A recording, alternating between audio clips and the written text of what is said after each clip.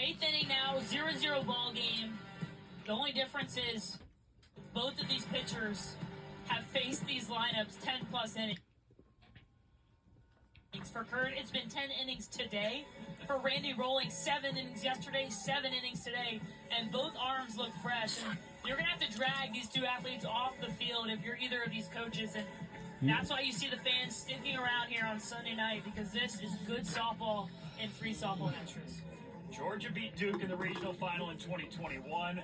Duke beat Georgia in Game 7 in 2022. Well, welcome back to the Durham Regional. And, oh my God, it's gonna be good and will be. It's going out of here. We have regained the lead.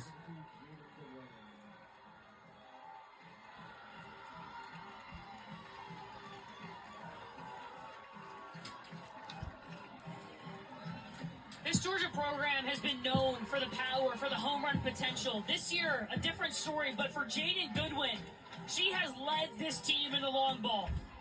And in the biggest moment of the season so far, she does it again. Doesn't miss this one.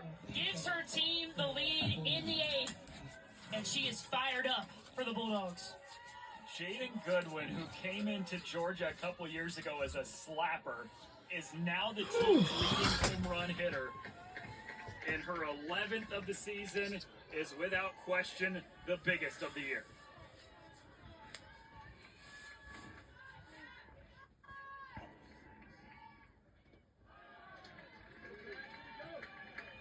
Neither team has lost in extra innings this season. Duke is 4-0, Georgia's 2-0. One of those Duke wins came less than 24 hours ago when they beat Coastal Carolina in the 8th. Gordon into left field.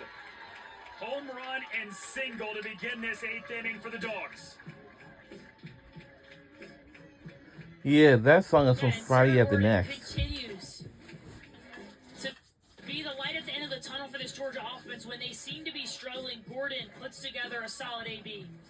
A pitch that comes back over the middle of the plate, and Gordon does not miss it. That's the approach the righties need to have against Cassidy Kurd.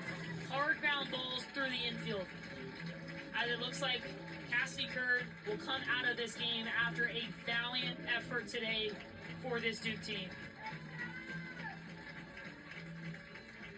She threw 5 scoreless innings, gave up 1 in the 6th, 1 in the 7th, another one here in the 8th on the solo home run by Jaden Goodwin to give Georgia the lead.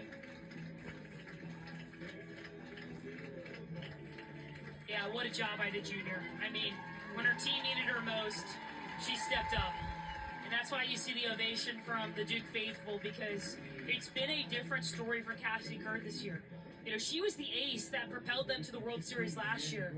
This year, Danny Drogmuller, who steps in the circle now for Duke, has really stepped into that role. But Cassidy Kurd, through the injuries, through the adversity, through the tough outings, gave it her all today and passes the ball to the senior. One of the 3 seniors on this ball club for Duke, down to their last out last night against Coastal, and Danny Drogmuller, 128 pitches against Georgia yesterday. Saw them earlier today for 3+ innings, and they roughed her up a bit. 8 runs, only 1 walk, 6 punch-outs, but 12 hits for this Georgia offense against Drogmuller. She will have to pinch the corners a little bit, talking to head coach Marissa Young about what kind of went wrong yesterday for the senior in the circle, and it was all about her missing over the middle. Head coach Marissa Young doesn't feel like Danny Drogmuller gave this Georgia offense her best, and so that's got to be a positive piece you can pull away from yesterday, and they're going to need her in the 8th here. Duke trying to do everything they can to keep it a 1-run 8th inning. Solo home run from Goodwin on the first pitch. Sarah Gordon in singles, and now Emily Digby fouls off the first pitch she sees from Danny Drogmuller.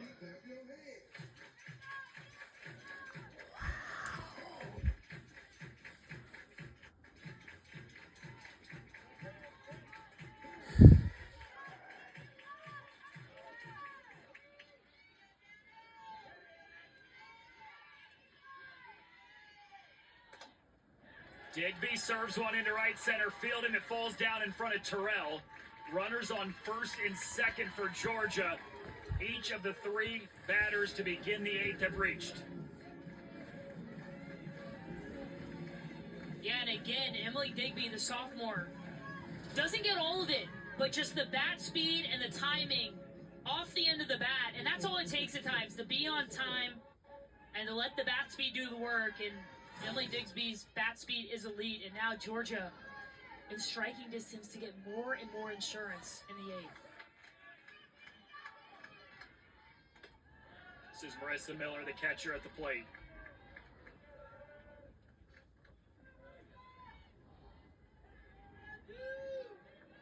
Yeah, I could see Georgia putting a bunt on here. Just knowing how important it would be to get a little bit more insurance against this Duke team. Instead, Miller swings away. It's a chopper. And everybody's safe all the way around. And the chopper does the job, and this is a tough play for the senior Anna Gold at shortstop.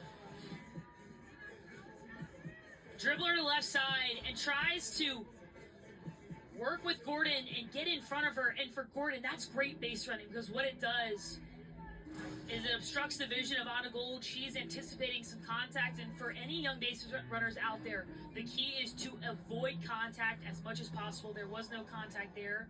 Head coach Marissa Young is going to ask about if there was some impedance from the rudder.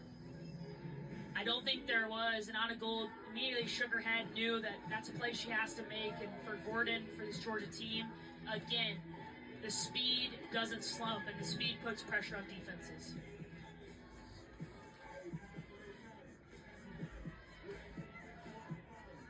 A home run followed by two singles and an error has not only given Georgia the lead, but an opportunity with bases loaded, nobody out, to continue to add to that. It's Emma Castori, who's way out in front of the off-speed from Drugmuller, 0-1.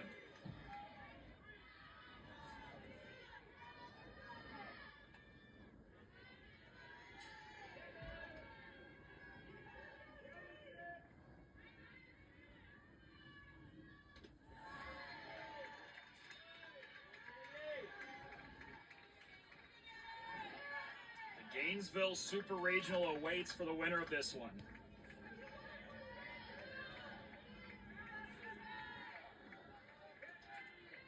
One. Inside to Castori. Oh, it hit her. Yeah, just off the leg of Castori. Knew it immediately. Our home plate umpire, Brian Crochet, knew it immediately as well. And Drugmuller tries to work in her half, and just off the leg. And that's all it takes for the RBI for the sophomore.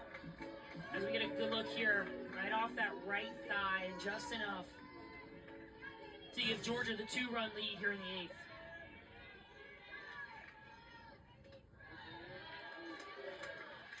Georgia did not score in any of the first five innings. They go 1 run in the 6th, 1 in the 7th, so far 2 in the 8th.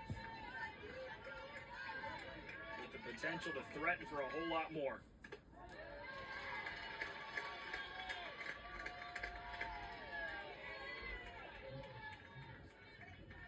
The first 5 Bulldog hitters this inning have all reached.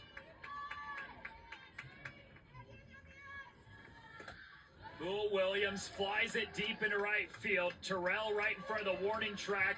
Runners tag. Everybody advances, including Digby scoring to make it 5-2 Georgia.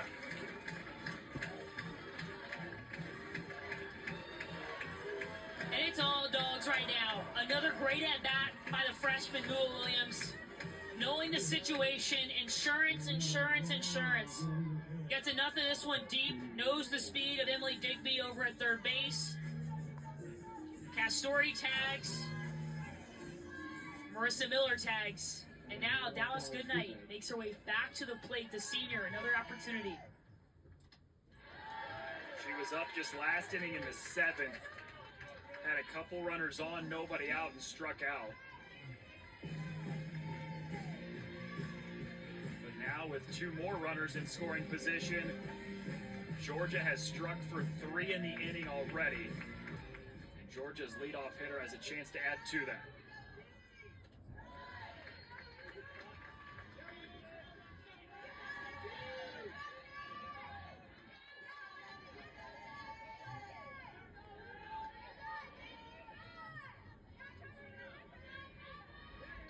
The 1-1. Goodnight lifts it into left field. This is Burgess. Runner tags. Oh, did she score in time? Or was the runner tagged out? And the umpiring crew is likely going to talk about this, if not review this play. Great play by Tessa Malauulu.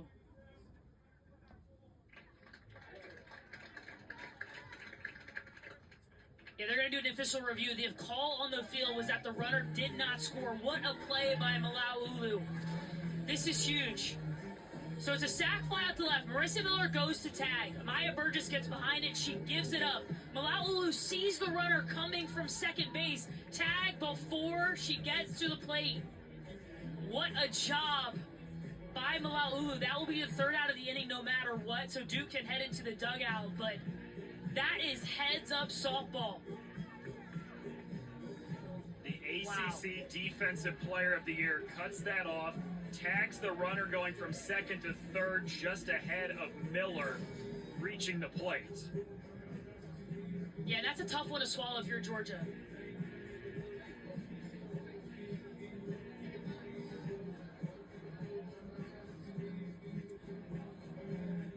As we take a look here. Yeah, the tag had already occurred right about now. We don't have a direct look at it with the two angles there, but either way, Duke will come in either with a 3-run lead to chase or 4. We think it'll be 3 in the bottom of the 8th. Let's go. The run does not score in time, but Georgia did get 3 in the top of the 8th, and the Bulldogs are 3 outs away from going to a super regional.